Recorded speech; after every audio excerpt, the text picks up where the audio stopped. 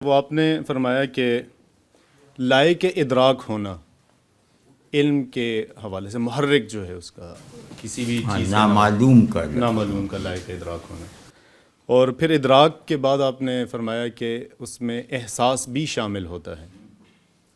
تو اس پر سوال یہ ہے کہ کیا محسوسات کے علاوہ کوئی بھی چیز معلوم نہیں ہو سکتی، یا صرف حادثہ مدرکہ جس کو ہم کہتے ہیں، صرف وہی اسی کے ذریعے جو چیز آ سکتی ہے وہی علم ہے، اس کے علاوہ کسی معلوم کو ہم علم نہیں کہہ سکتے؟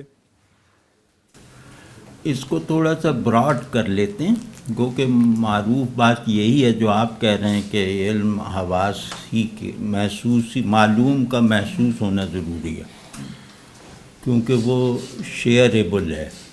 علم میں شراکت ضروری ہے نا، انفرادیت نہیں۔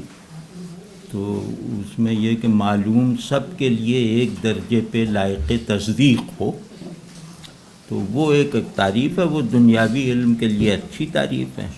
مطلب علم کی ہاریزنٹیلٹی کی وہی ایک بنیاد ہے۔ لیکن یہ کہ نالج ایز سچ، یعنی جو سینس آف کانشسنس جو ہے، کیا وہ حواس کی اس حد تک پابند ہے؟ تو وہاں صورتحال دوسری ہے۔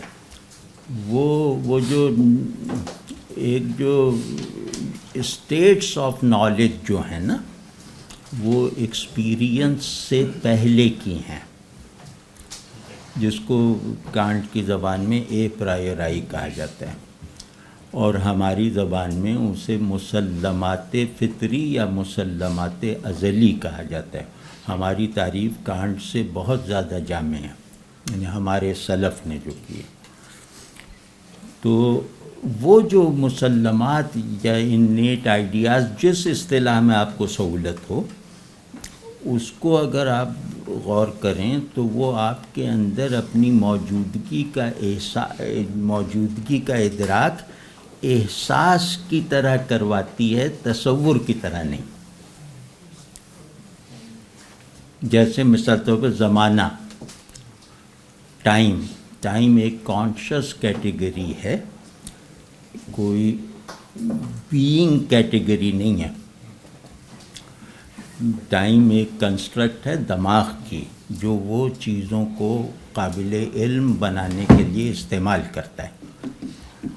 تو اب ٹائم جو ہے، وہ میں جب بھی اپنے اندر جھانکوں گا، ایک تو ٹائم کا ادراک اپنے اندر پاؤں گا، یعنی یقینی ادراک، لیکن اس ادراک کی بناوٹ ایسی ہوگی کہ اس میں احساس کا رنگ تصور یا تعقل یا فہم کے رنگ پر غالب ہوگا۔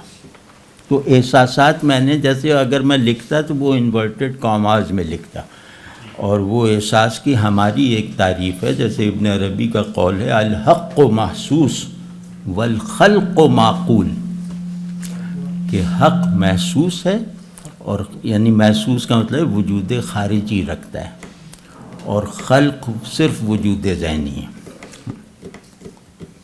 زمانے والی مثال کو تھوڑی سی ریلیونٹ نہیں محسوس ہوتی؟ زمانے کو تو ہم سائنٹیفکلی ڈیفائن کر سکتے ہیں۔ میرا خیال ہے نہیں کر سکتے۔ ہم کسی ڈیفینیشن پہ سمجھوتا کر سکتے ہیں، یعنی زمانے کے موجود ہونے پر انڈائریکٹ شہادت دے سکتے ہیں، لیکن حواس کی شرط اس کی ماہیت کے علم میں پوری نہیں کر سکتے۔